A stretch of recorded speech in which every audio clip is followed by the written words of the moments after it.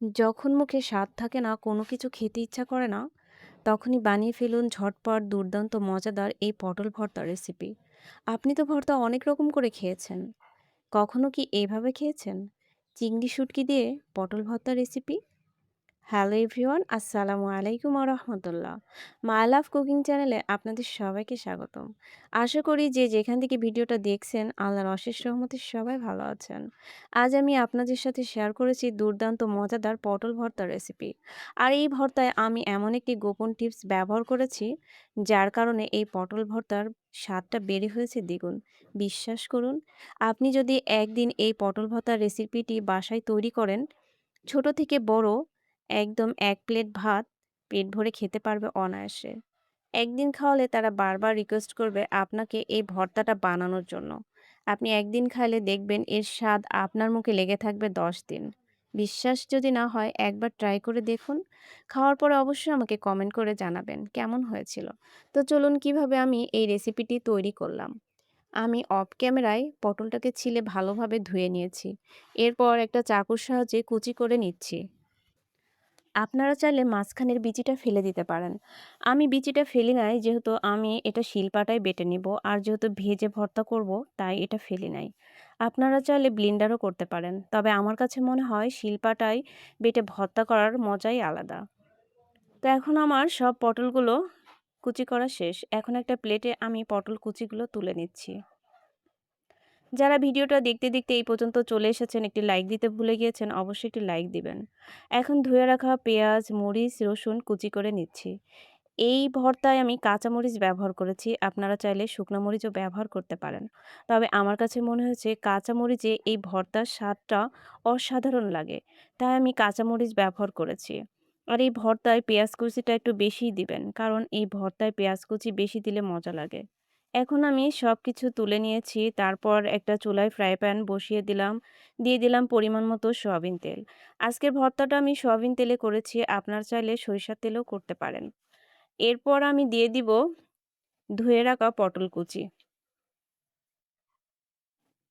এখন দিয়ে দিলাম সামান্য পরিমাণ লবণ আর হলুদ।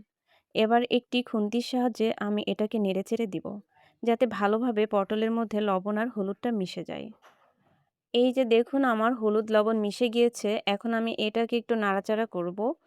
একটু কষিয়ে নিব। এটা থেকেই পানি বেরিয়ে আসবে। যেহেতু পটলে লবণ দেওয়া হয়েছে, এক্সট্রা কোনো পানি আপনার ব্যবহার করতে হবে না।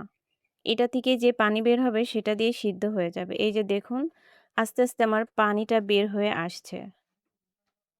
এখন একটি ঢাকনার সাহায্যে আমি ঢেকে দিব আর বেশ কিছুক্ষণ এটা আমি সিদ্ধ হওয়া পর্যন্ত রান্না করব। এর ফাঁকে আমি একবার ঢাকনা তুলে দেখলাম আর একটু নাড়াচাড়া করছি যে কতটুকু সিদ্ধ হয়েছে। এই যে দেখুন, আমার পটলটা অলরেডি সিদ্ধ হয়ে গিয়েছে আর পানিও শুকিয়ে গিয়েছে। এখন আমি একটা প্লেটে এটা ঢেলে নিচ্ছি। আর হ্যাঁ বন্ধুরা, যারা আজ নতুন আমার চ্যানেলটা ভিজিট করলেন, ভিডিও দেখলেন, আপনাদের কাছে যদি ভালো লেগে থাকে অবশ্যই চ্যানেলটা সাবস্ক্রাইব করে পাশে থাকবেন। এখন আমি ফ্রাই প্যানে দিয়ে দিচ্ছি পরিমাণ মতো সয়াবিন তেল। এবার আমি দিয়ে দিব ধুয়ে রাখা চিংড়ির শুটকিগুলো। আর এই শুটকিগুলো দেওয়ার কারণেও এই ভর্তার টেস্টটা হয়েছিল অসাধারণ। একবার হলো বাসায় এভাবে ট্রাই করে দেখবেন। খেতে যা দুর্দান্ত মজা। গরম ভাতের সাথে এই ভর্তাটা অসাধারণ লাগে। আমি আবার একটু নেড়েচেড়ে দিচ্ছি চিংড়ির শুটকিটা। আমার কথা আর ভয়েসের মাঝে যদি কোনো ভুল ত্রুটি থাকে অবশ্যই ক্ষমা সুন্দর দৃষ্টিতে দেখবেন। এখন দিয়ে দিলাম পেঁয়াজ কুচি, মরিচ কুচি আর রসুন কুচি। এটা দিয়ে এখন আমি ভালোভাবে নাড়াচাড়া করব। নাড়াচাড়া করে ভেজে নেব। আর যারা এরকম রেসিপি ভিডিওগুলো দেখতে চান আমার চ্যানেলের, অবশ্যই পাশে থাকা বেল আইকনটি প্রেস করে রাখবেন। আমি যখনই কোনো রেসিপির ভিডিও দিব, আপনাদের কাছে নোটিফিকেশন চলে যাবে আর আপনারা সময় সুযোগ করে দেখে নিতে পারবেন। এখন আমি দিব সেই গোপন টিপসটি, যেটা দেওয়ার কারণে এই ভর্তার স্বাদটা হয়েছে দ্বিগুণ। আমি এতে দিয়েছি টেস্টি মসলা। এই মসলাটা দেওয়ার কারণে এই ভর্তার স্বাদটা এত টেস্ট হয়েছিল, আপনি একবার এভাবে না বানালে বুঝতেই পারবেন না। আপনি অন্তত একবার এভাবে ট্রাই করে দেখবেন। তাহলে বুঝতে পারবেন আসলে এই ভর্তার স্বাদটা কোথায়। এখন আমি মসলাটা দেওয়ার পরে বেশ কিছুক্ষণ ভেজে নিব। একদম লো আছে। দেখুন আমার ভাজা হয়ে গেছে। এখন আমি একটা পিরিচে নামিয়ে নিচ্ছি। এটা বেশি ভাজতে যাবেন না। একদম বেশি ভাজলে পুড়ে যাবে আর এটা খেতেও ভালো লাগবে না। আপনি দেখলেই বুঝতে পারছেন আমি কেমন ভেজেছি। এখন আমি এই যে আমার সবকিছু কমপ্লিট। এখন শিলপাটায় আমি এটা বেটে নেব। আপনারা চাইলে ব্লেন্ডারও করতে পারেন। তবে আমার কাছে শিলপাটায় বেটে ভর্তা খাওয়ার টেস্টটাই আলাদা লাগে। আমি এটা ২ বার বেটেছি, বেশি বার বাটিনি। আর খুব বেশি মিহিও করি নাই।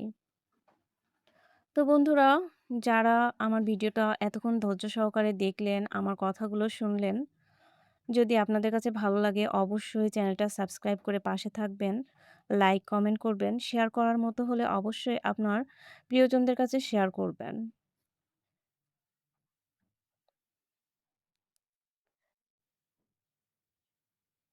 এভাবে একবার হলেও ভর্তাটা ট্রাই করে দেখেন। সত্যি এত মজা, না খেলে আপনি বুঝতেই পারবেন না। তো আজ হয়তো এখানেই শেষ করছি। আগামী ভিডিওতে দেখা হবে নতুন কোনো রেসিপি নিয়ে। সেই পর্যন্ত আপনারা সবাই ভালো থাকেন, সুস্থ থাকেন। আপনাদের জন্য মন থেকে দোয়া আর অনেক, অনেক ভালোবাসা। এই যে আমার অলরেডি বাটা হয়ে গেছে। তো সবাই ভালো থাকবেন।